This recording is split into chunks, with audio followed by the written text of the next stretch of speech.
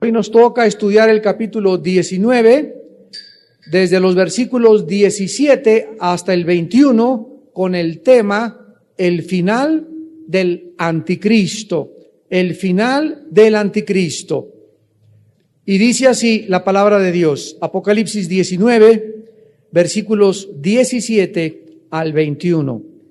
Y vi a un ángel que estaba en pie en el sol y clamó a gran voz diciendo a todas las aves que vuelan en medio del cielo: venid y congregaos a la gran cena de Dios.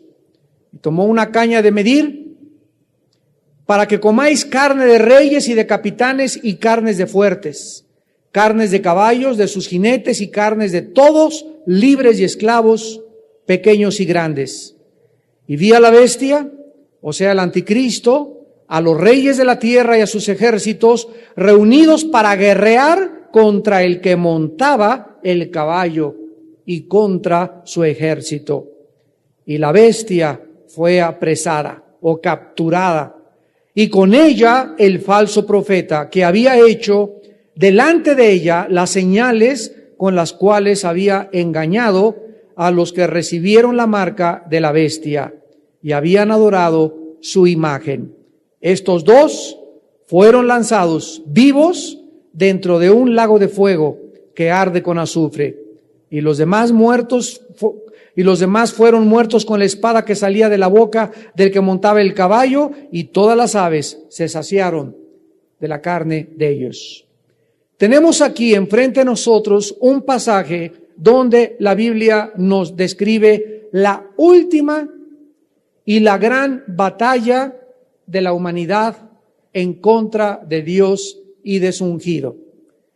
Toda la historia humana, desde la caída del ser humano en el huerto del Edén hasta la finalización de la segunda venida de Jesucristo con la pieza maestra del diablo que va a ser el anticristo, toda la historia humana se resume en guerras. De acuerdo a aproximadamente 6,000 años de historia del ser humano, solo han existido en 6,000 años de historia 25 años de paz.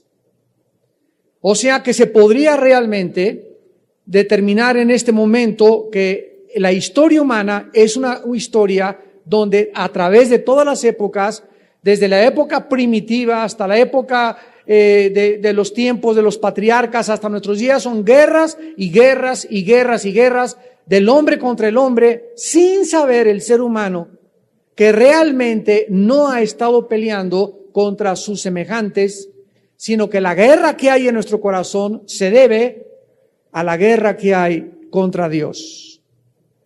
En el momento en que nosotros hacemos la paz con Dios, hacemos también la paz con nuestro prójimo. En el Salmo número 2, en el Antiguo Testamento, el rey David anticipó esto 1000 años antes de que se escribiera el Apocalipsis, con estas palabras inspirado por el Espíritu de Dios. Dice el Salmo 2, ¿por qué se amotinan las gentes y los pueblos piensan cosas vanas?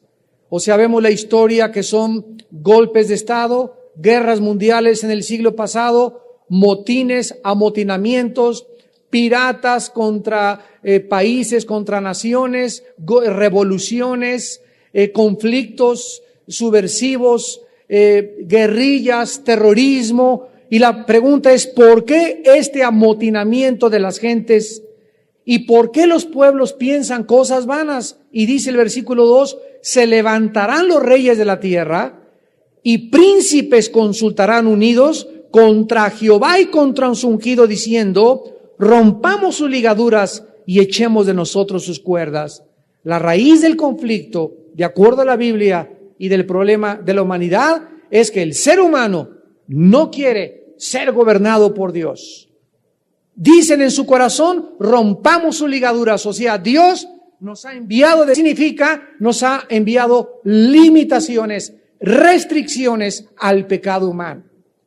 Una cosa es ser libre para hacer lo que debes hacer, y otra cosa es abusar de esta libertad y convertirla en libertinaje.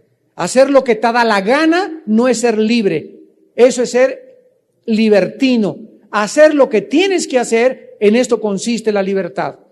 Es como la persona que sale de la cárcel y le dice el juez, Pancho Pistolas, ahora tú ya eres libre. Ah, qué bueno, a ver, trágame la botella, vamos a comenzar a salir de la prisión, a echar balazos en la calle. Espérame tantito, Pancho, te acabo de dar tu libertad para que te sometas a las leyes y no regreses otra vez a la prisión. No confundas, Pancho, la libertad con el libertinaje. Eres libre para salir y portarte bien. Eres libre para portarte bien. No eres libre para portarte mal. Porque si tú te portas mal, estás abusando de la libertad que el Estado te ha conferido. Y es lo mismo en el área moral. Dios nos ha conferido, Dios nos ha otorgado una libertad que nosotros hemos vuelto en libertinaje.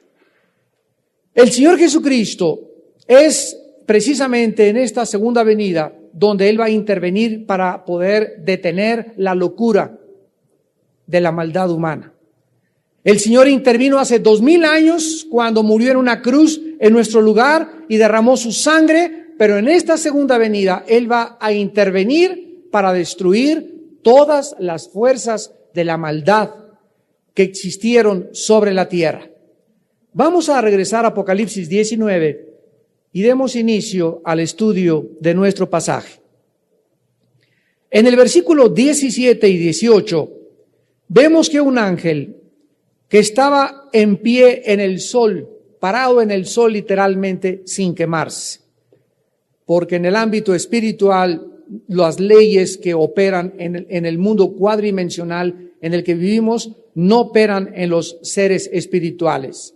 Cristo atravesó las paredes donde la composición molecular física y material de nuestro mundo no estaba operando en el cuerpo espiritual glorificado de Jesús. Así que los ángeles se sientan en el sol, atraviesan el sol, pueden venir por la tierra, etcétera, etcétera. Y ahí estaba en el sol, clamando el ángel a gran voz, invitando a las aves en medio del cielo que vinieran para congregarse a la gran cena de Dios, para que coman carne de reyes, de capitanes y carne de fuertes, de caballos y sus jinetes, de libres esclavos pequeños y grandes. Esta cena, como podemos observar inmediatamente, será totalmente diferente a la cena que nosotros vamos a celebrar, que ya estudiamos en Apocalipsis 19, que es la cena del Cordero. Porque esta cena del Cordero va a ser para los creyentes, pero esta gran cena de Dios no va a ser para los creyentes, sino para los incrédulos, porque será el tiempo más terrible de la historia humana. Un ángel llama a todas las aves a congregarse en el cielo. ¿Y por qué se les hace este llamado? En primer lugar, porque Dios va a destruir a todos los ejércitos malvados del mundo que van a pelear, como vamos a examinarlo en esta noche, en el libro de Joel, en Zacarías y en otros pasajes del Antiguo Testamento, van a pelear cerca de Jerusalén en un valle que se llama el Meguido, o también se le conoce como el Valle de Josafat. Y en el Antiguo Testamento iniciemos esta revisión en Ezequiel. El libro de Ezequiel, capítulo 39, donde ya este profeta también profetizó acerca, con más detalles, de esta gran batalla, donde habrá tal cúmulo de sangre que dice la Biblia que llegará hasta las bridas de los caballos, la sangre que habrá de los ejércitos que pelearán en el mundo entero, en el valle de Josafat, después de que antes que venga Cristo, en su segunda venida con todos nosotros. Dice en Ezequiel 39, versículos del 1 al 8.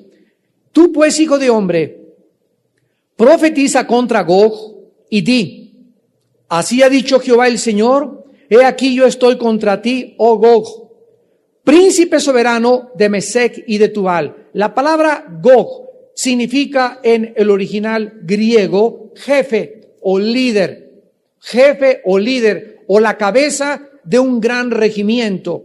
Y Mesec y Tubal son regiones geográficas que pertenecen actualmente a todas las repúblicas que salieron de la Unión de Repúblicas Socialistas Soviéticas y que están actualmente la mayoría reunidas alrededor del mar Caspio, del mar Negro, como es Turkmenistán, y están Ucrania y todas estas naciones que fueron rusas y que ahorita la mayor parte de ellas son musulmanas. Entonces, toda esta área de Mesec y Tubal y Gog vemos que encabezará una gran coalición de naciones que se dirigirán a Israel. De ahí vendrán del norte. Vamos a ver más tarde que vendrán también del oriente, los reyes del oriente, China, Singapur, Japón, Corea del Norte, van a venir de Europa del occidente y van a subir del África. O sea, de los 4 puntos cardinales, van a subir 4 confederaciones que se van a reunir en el Valle de Josafat, y ahí será lo que se conoce como la batalla del Armagedón, o también la tercera guerra mundial, o la última batalla del ser humano en contra de Dios. Entonces dice aquí en Ezequiel 39:2, y te quebrantaré, y te conduciré y te haré subir de las partes del norte, y te traeré sobre los montes de Israel, y sacaré tu arco de tu mano izquierda y derribaré tus saetas de tu mano derecha.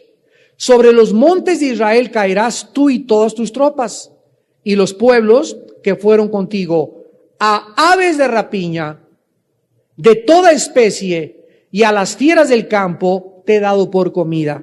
Sobre la faz del campo caerás, porque yo he hablado, dice Jehová el Señor, y enviaré fuego sobre Magog y sobre los que moran con seguridad en las costas, y sabrán que yo soy Jehová.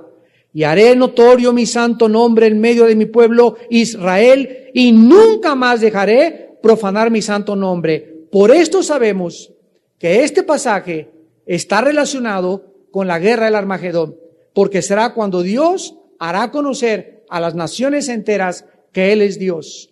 Y dice, y sabrán las naciones que yo soy Jehová, el Santo de Israel. He aquí viene y se cumplirá, dice Jehová el Señor, este es el día del cual he hablado. O sea, el día del Señor o el día de la ira de Dios.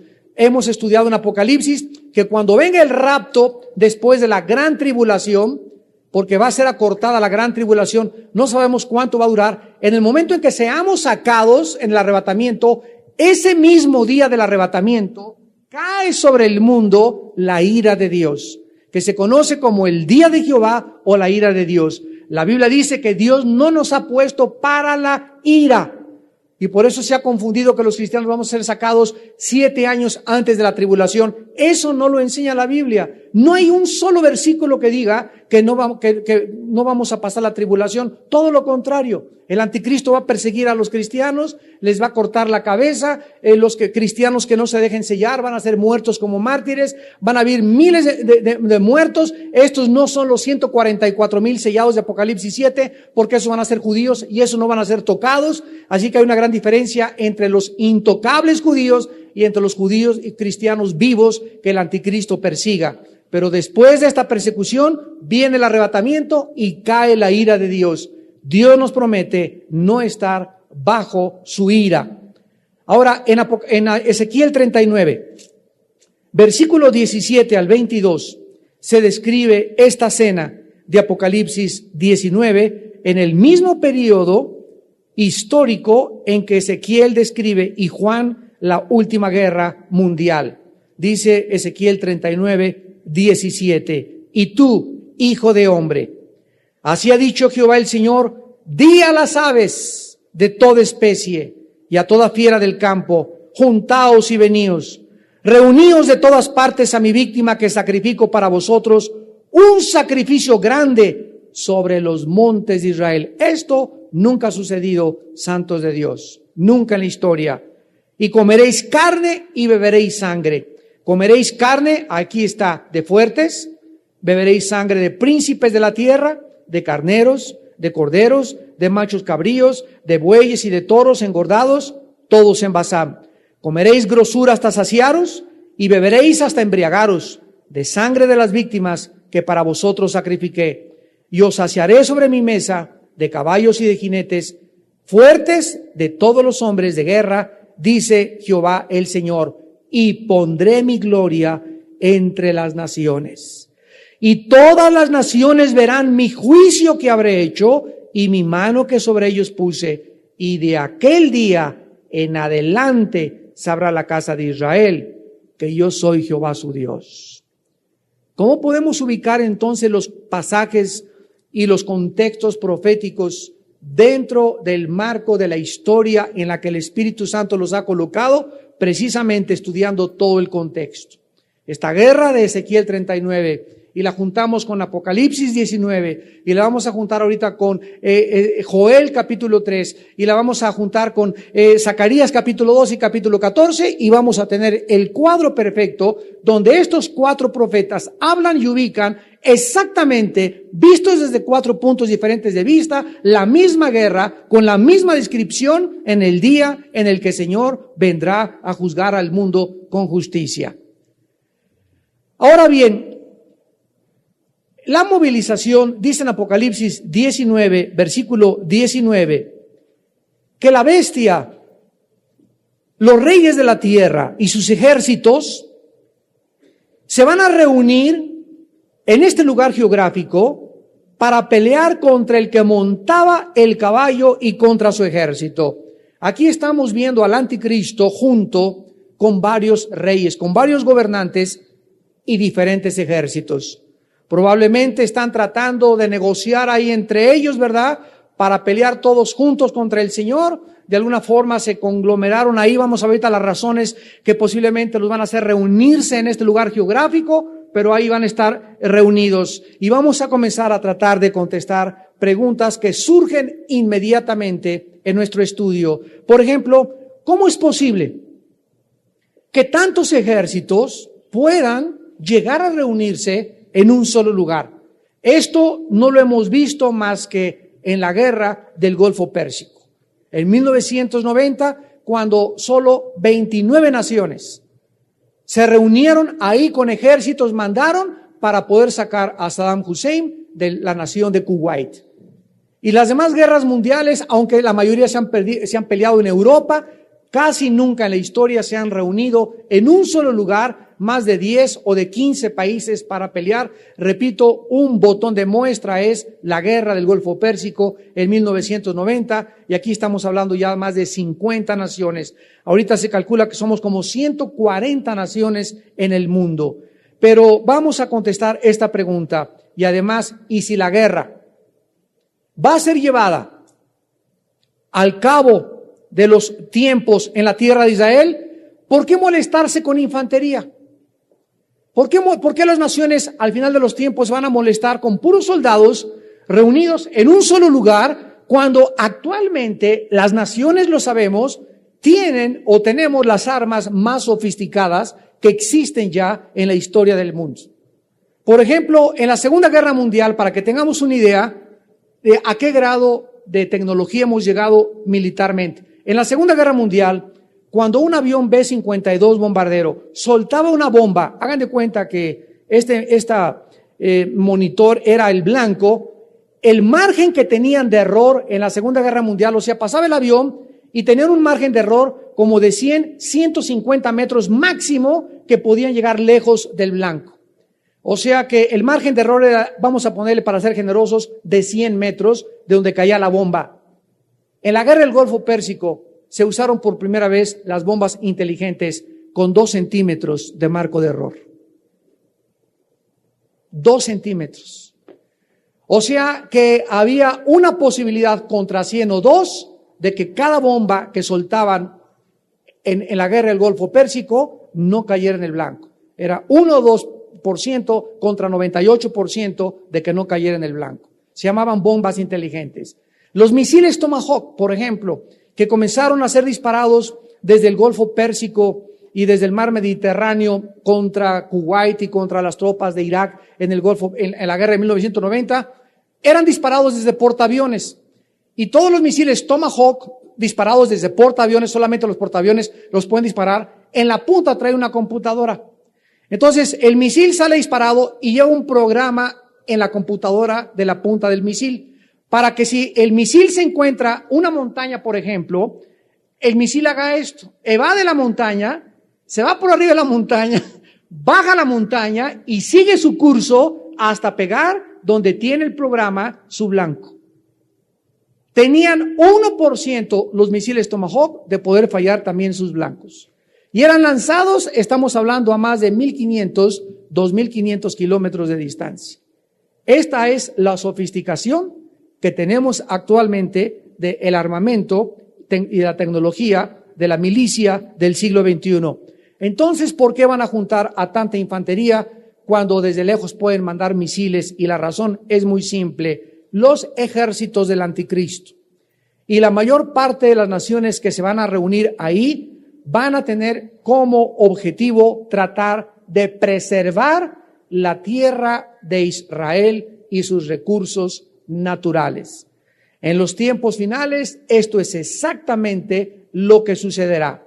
El anticristo, dirigiendo la mayor parte de la alianza, como vimos, también se le llama al anticristo Gog, del norte de Rusia y de Europa, va a lanzar un ataque para exterminar a los judíos y apropiarse de las riquezas que existen en Israel, principalmente los valiosísimos minerales del Mar Muerto.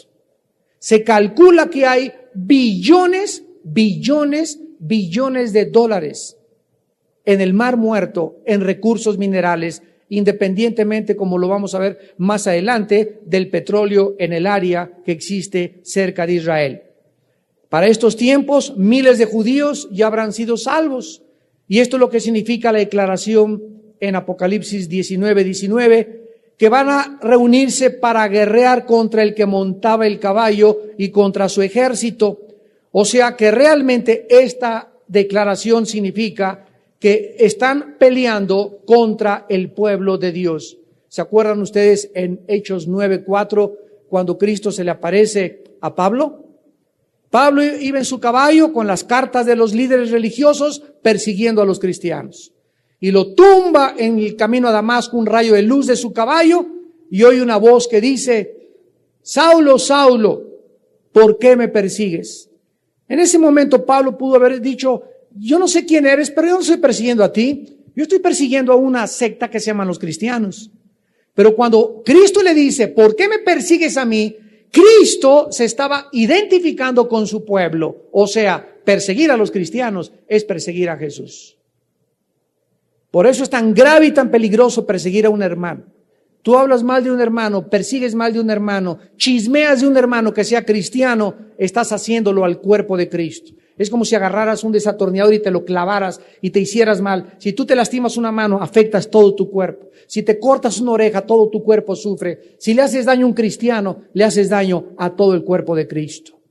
Y esto es lo que tenemos que entender de 1 Corintios 12, que todos somos el cuerpo de Cristo y miembros los unos de los otros en particular.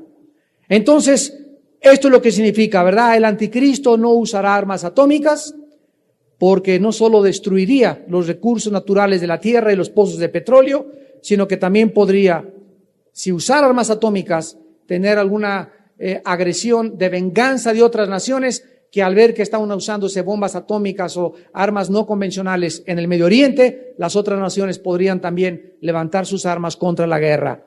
Pero vamos a contestar la segunda pregunta: ¿por qué se van a reunir? ¿Por qué se van a reunir la mayor parte de los ejércitos de las naciones en Israel? Hay dos razones principales. Vean ustedes lo que va a hacer que se conglomeren estos ejércitos en la última guerra mundial. Número uno, porque todas están buscando ahí exactamente lo mismo: el control del petróleo. Y desde la guerra del Golfo Pérsico lo pudimos percibir. ¿Por qué se unieron al papá del presidente que está ahorita en Estados Unidos, Bush, al señor senior Bush? ¿Por qué se unieron 29 naciones para sacar a Hussein? Porque a todas les afectaba que Hussein amenazara el flujo del petróleo en el Medio Oriente. Y por eso se juntó Japón, se juntó Francia, se juntó Alemania, se juntó Inglaterra, porque no les convenía que un hombre chantajeara al mundo occidental tratando de bloquear y de apoderarse de los principales pozos petroleros, donde el 60% de las reservas petroleras del mundo se encuentran precisamente bajo el suelo de Saudi Arabia, de Jordania y de Irak.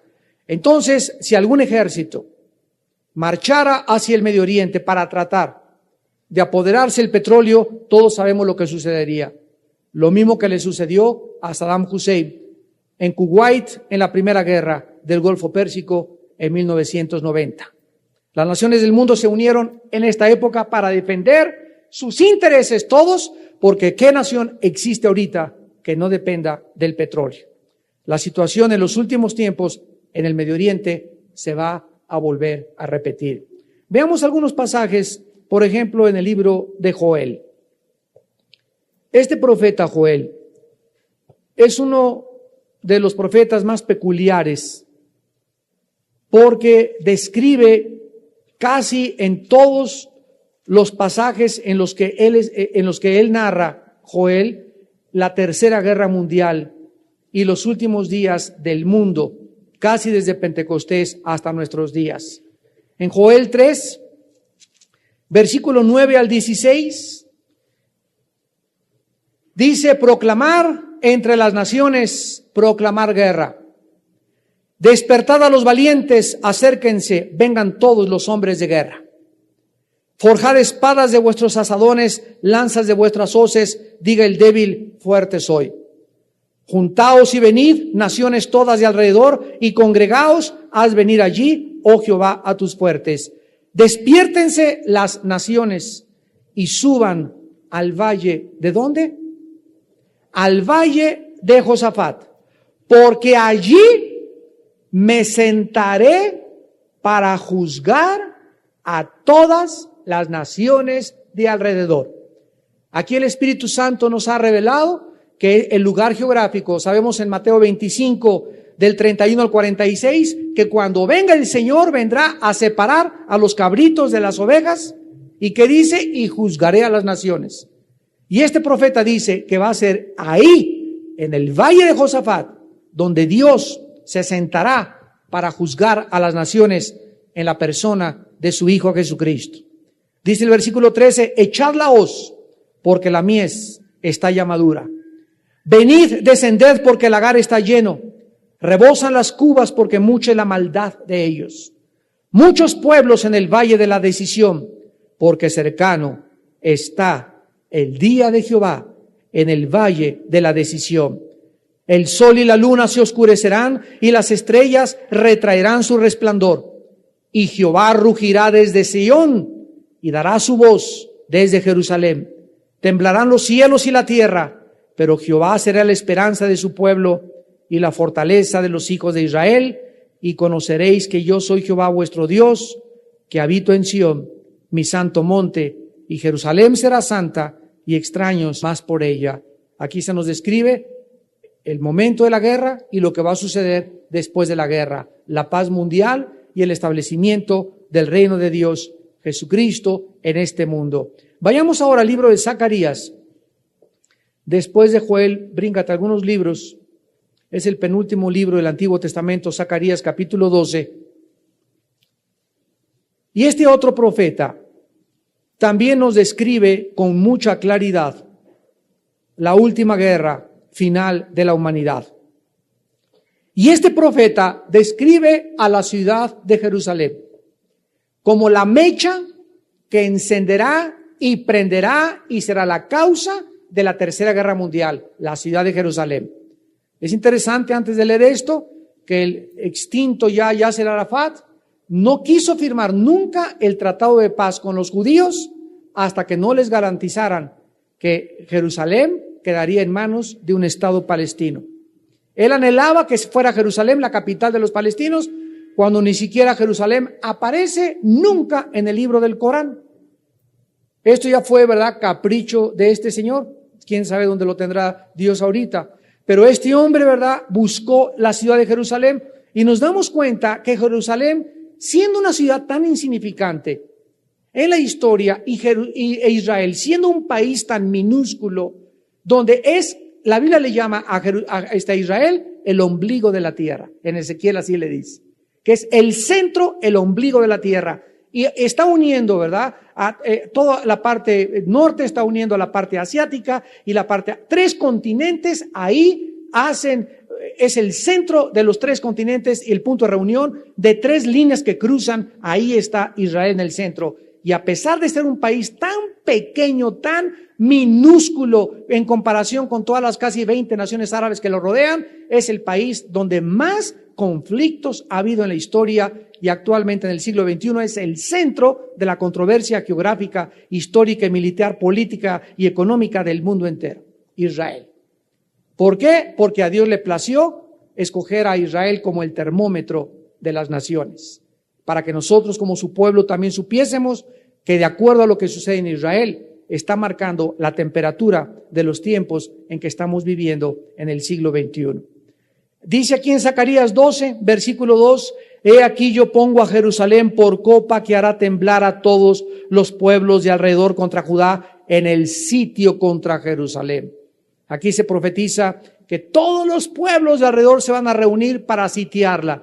¿Cómo sabemos que esto todavía no se ha cumplido, a pesar de que Jerusalén ha sido sitiada anteriormente? Dice en el versículo 3, y en aquel día yo pondré a Jerusalén por piedra pesada, todos los que se la cargaren serán despedazados. Bien que todas las naciones de la tierra se juntarán contra ella.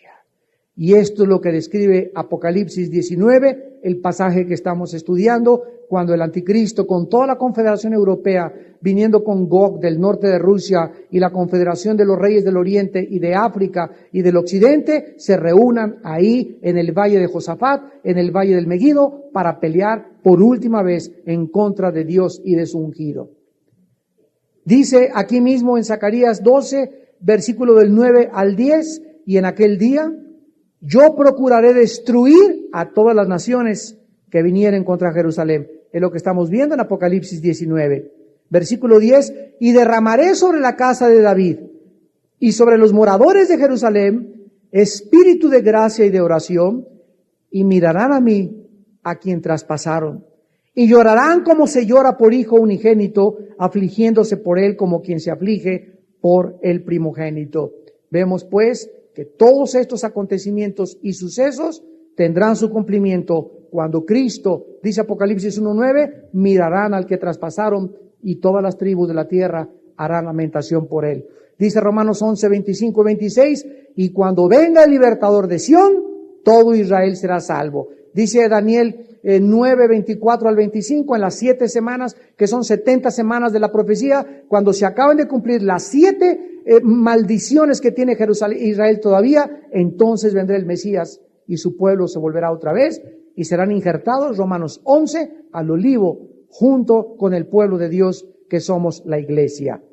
Y en el capítulo 14 de Zacarías, dice el versículo del 1 al 3, he aquí el día de Jehová viene, y en medio de ti serán repartidos tus despojos, porque yo reuniré a todas las naciones para combatir contra Jerusalén. Observamos otra vez que Jerusalén será la mecha, la manzana de la discordia, el punto geográfico que va a causar la guerra mundial final del ser humano. La ciudad será tomada, serán saqueadas las casas, violadas las mujeres, la mitad de la ciudad irá en cautiverio, el resto del pueblo no será cortado de la ciudad. Después saldrá Jehová y peleará con aquellas naciones como peleó en el día de la batalla. Y se afirmarán sus pies en aquel día sobre el monte de los olivos, que está enfrente de Jerusalén al oriente, y al monte de los olivos se partirá por en medio, hacia el oriente y hacia el occidente, haciendo un valle muy grande, y la mitad del monte se apartará hacia el norte y la otra mitad hacia el sur. Escuchen esto, Cristo fue muerto en el monte de los olivos, el monte de la calavera, el monte Gólgota, que en griego Gólgota significa la calavera o calavera, y se va para Cristo, y cuando Cristo llegue con el caballo blanco, eso no lo dice Apocalipsis, lo dicen los profetas, venimos con él y él va a pararse exactamente en el monte donde fue crucificado, como Rey de Reyes y Señor de Señores. Y en ese momento, cuando Cristo ponga sus pies en el monte, se va a hacer una cruz en el centro de la tierra, así, una grieta que se va a abrir de sur a norte y de oriente a occidente, de occidente a oriente. Una cruz inmensa, gigantesca por todo el mundo. Cuando Cristo murió en la cruz hace 2000 años, hubo tinieblas, hubo un terremoto y el templo del velo se rasgó de arriba hacia abajo.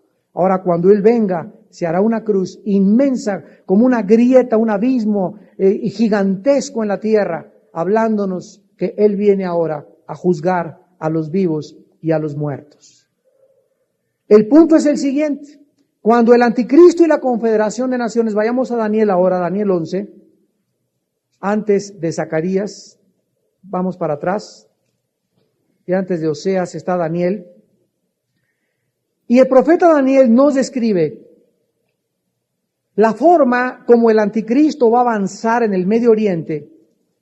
¿Se acuerdan ustedes dónde va a tener sus cuarteles generales el anticristo? En Toluca como en Toluca. En París, en Tokio, no. Los cuarteles generales del anticristo van a estar por un tiempo en la ciudad de Roma. Y no va a ser el Papa, Ya el líder religioso es el falso profeta. El anticristo no es un líder religioso, es un líder político.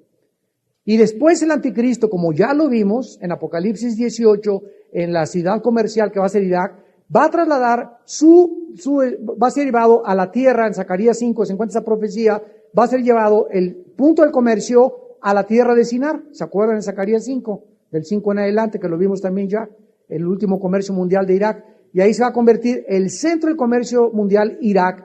Y entonces el anticristo va a estar controlando el mundo entero desde Irak.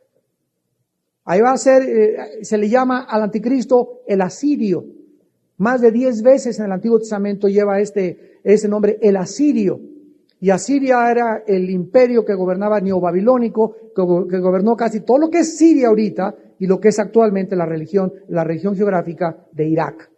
Entonces el anticristo, claramente aquí en Daniel 11, versículo 41 en adelante, se describe su entrada con sus ejércitos en el Medio Oriente, y noten con cuidado qué naciones y qué poblaciones se nombran. Esto es muy interesante.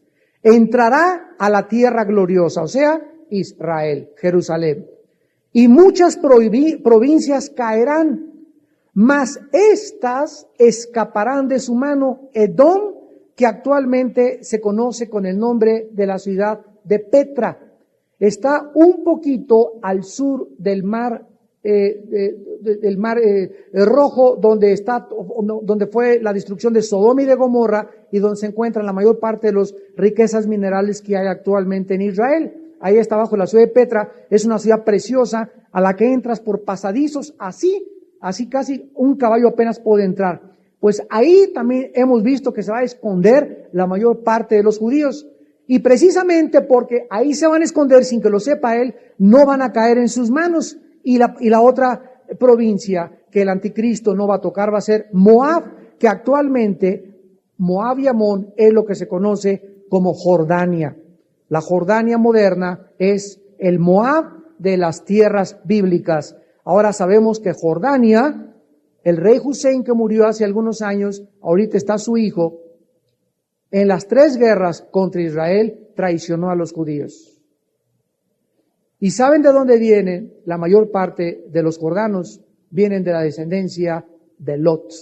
Si ustedes leen Génesis 19, cuando Lot se metió con sus 2 hijas, y hubo un incesto ahí tremendo donde las 2 hijas de Lot tuvieron hijos de su papá, después de la borrachera que le pusieron, con una de centenario, nacieron estas 2 descendencias que fueron maldecidas por Dios.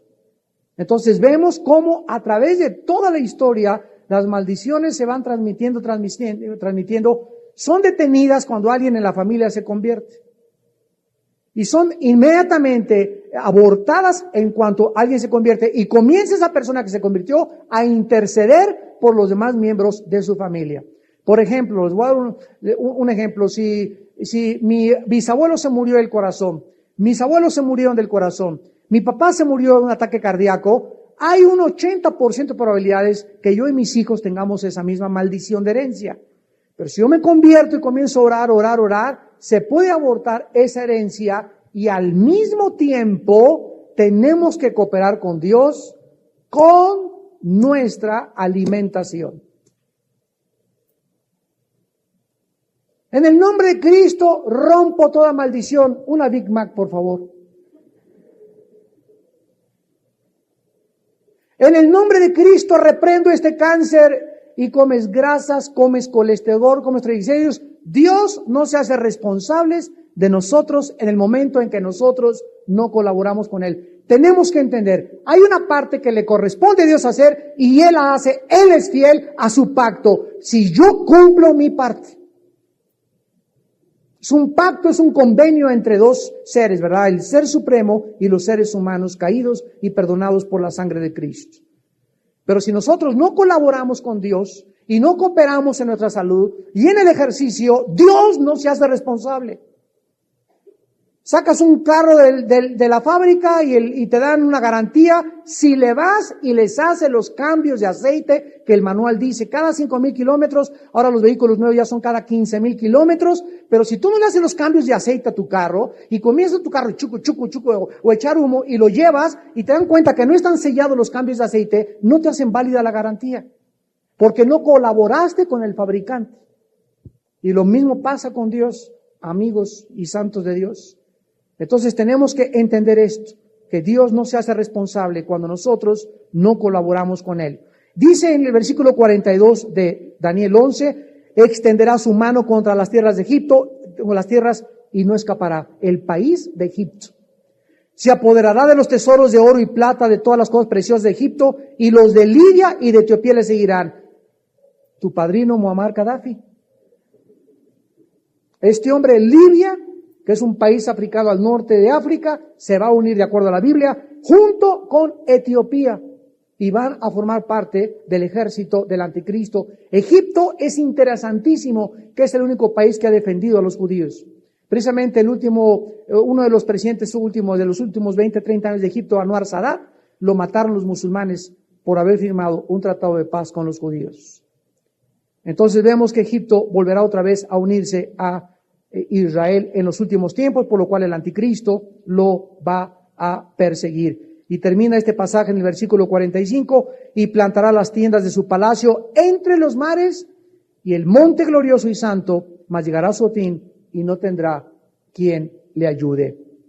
El punto es que cuando el anticristo se reúna para controlar el Medio Oriente, otras naciones se van a poner nerviosas. Y van a oír que ahí anda con su ejército, se vino de Rusia, se unió Rusia con Europa y están ahí y se van a poner enojadas, y la razón será porque cualquiera ahorita que vea que hay un movimiento militar dirigiéndose para conquistar el Medio Oriente, ninguna nación va a quedar durmiendo tranquilamente. Además, el 60% de las reservas petroleras del mundo se encuentran en el Medio Oriente. Y finalmente, el antisemitismo, el odio contra los judíos, avanzará y crecerá desproporcionadamente en los tiempos finales.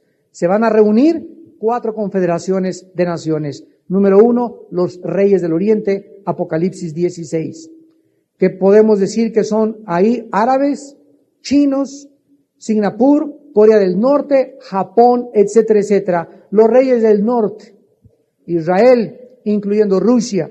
Los reyes del sur, naciones como Egipto y África. Y los reyes del occidente, estamos viendo Israel, Europa, las Américas tal vez, y Canadá. Y aquí es interesante, en Apocalipsis 16, la Biblia nos revela la segunda nación, la segunda razón por las cuales las naciones, para terminar, se reunirán en esta última batalla mundial. Apocalipsis 16, versículo 12 en adelante. Vean ustedes lo que la Biblia hace al corrernos el velo del mundo espiritual. Apocalipsis 16, 12. El sexto ángel derramó su copa sobre el gran río Éufrates, y el agua de éste se secó, para que estuviese preparado el camino a los reyes del oriente. Y vi salir de la boca del dragón y de la boca de la bestia y de la boca del falso profeta 3 espíritus inmundos a maneras de ranas, pues son espíritus de demonios que hacen señales y van a ¿quiénes? A los reyes de la tierra en todo el mundo para reunirlos en la batalla de aquel día, gran día del Dios Todopoderoso. La segunda razón por la cual se reunirán es porque existen, de acuerdo a la Biblia, espíritus demoníacos detrás de la mayor parte de los gobernantes de las naciones del mundo en que estamos viviendo. Los demonios, de acuerdo a la Biblia, pueden causar a los gobernantes sueños engañosos de gloria, imágenes de triunfo y de victoria, visiones de grandeza, inflaman pasiones de conquista y paranoia en el corazón y despiertan amargura y resentimiento contra otras naciones. Todas estas cosas los demonios pueden causarlas en los gobernantes, en las familias y en los individuos. Así es, a artistas, a deportistas, a personas, a profesionistas les pueden causar sueños engañosos de gloria, imágenes de triunfo y de victoria, visiones de grandeza donde llegan a creerse dioses, inflaman pasiones de conquista y ponen en el corazón paranoia en los seres humanos, los amargan a los seres humanos y despiertan resentimientos en tu corazón contra personas de tu familia, contra tu esposo, contra tu esposa, contra tus líderes, contra tus hermanos. Todo este odio que puede haber en el corazón no viene de Dios. Nunca ningún instinto de resentimiento, espíritu de resentimiento o una actitud de resentimiento, amargura viene de Dios, viene del enemigo y tú tienes que aprender a poder discernir. Y finalmente vemos que el anticristo va a ser lanzado vivo al lago de fuego. Dice en segunda de Tesalonicenses 2:8 que el Señor lo herirá y lo destruirá con el espíritu de su boca. Y esta palabra destruir no es aniquilar, sino hacer inoperante, quitar el poder, llegar a su fin. Con el resplandor de la venida de Cristo, la epifanía de Cristo, vendrá el Señor y será como un rayo láser de gloria tan poderoso dirigido al anticristo que le inmovilizará y hará estremecer los cielos y la tierra. Y en ese momento verán la señal del Hijo del Hombre en los cielos y todas las tribus harán lamentación y vendrá el Señor Jesucristo como el Verbo de Dios, como el Rey de Reyes y el Señor de Señores, seguido por un ejército de caballos blancos, vestidos de lino fino y resplandeciente que somos nosotros. Ya lo vimos en la última conferencia, y vendremos a este mundo a acabar con la maldad finalmente, porque este es el destino y el final de un tipo de ser humano que creyó que podía luchar contra Dios. ¿Cuántos de ustedes que nos escuchan en este momento todavía creen que pueden vivir sin Dios?